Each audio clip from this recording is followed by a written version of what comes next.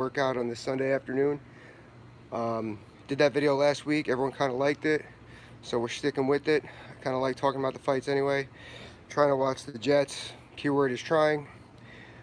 Break your heart every week. Anyway, so last night's fight, main event, Costa versus Vettori.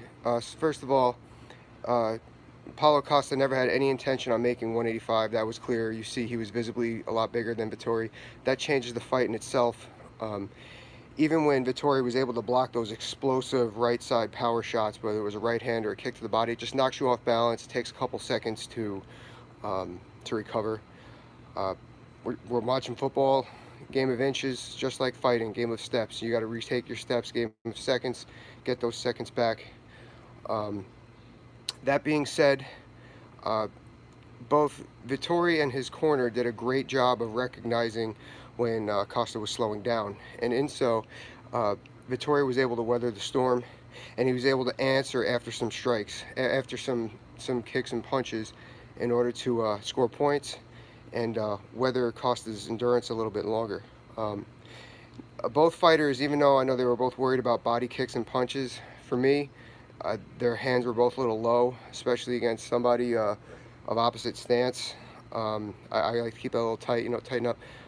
One thing that I did notice about Costa was he was definitely swinging for the fences. There was no question, and those body kicks were brutal. I'm wondering how Vettori's arms feel today trying to block those. So that being said, where he was launching, and I watched the fight again, launching strike after strike every 2 to 3 seconds in the beginning of the first. Come round 5, it was like every 7-8 seconds, and that's a lot of time in between. That's a big change. Vettori in his corner, like I was saying earlier, were good to recognize that, because they were scoring after the fact, because he had to recover. Costa had to recover. Also, they didn't do it every time. That's pretty big, because that is also going to set the pace. That's going to create a pattern in your own right that he could score off of. And in the later rounds, Costa's his power was still there with the right hand, not so much the legs, the kicks, because his legs weren't really under him anymore. I think we see Costa go up a weight class after this. One thing that I really liked what Costa's corner said was jabs to the body, jabs to the body. What does that do? Okay, now that does a couple things. First of all, it stops him prodding forward, puts him on his heels for a second, against an aggressive guy, puts him on his heels. It just buys you a little more time with a straight right to the body as well.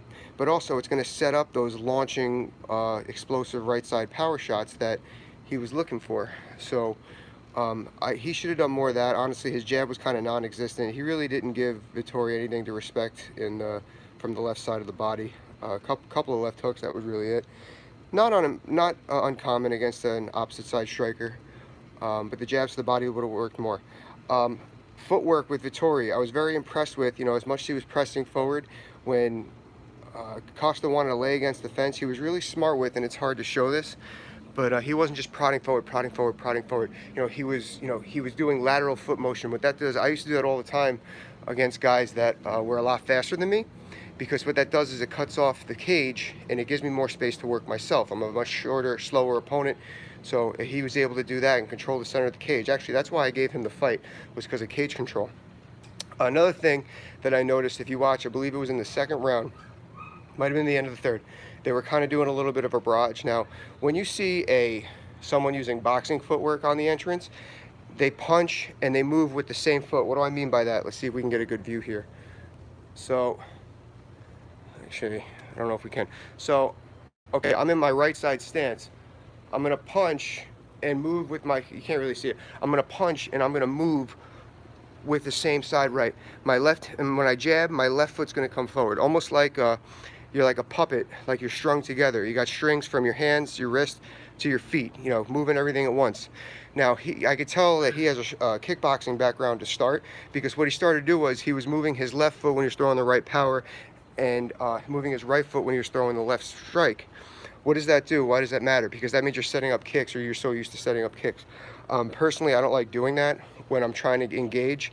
I want to have I feel like a boxing stance on the entry keeps you loaded a little more for inside work, but that's just me.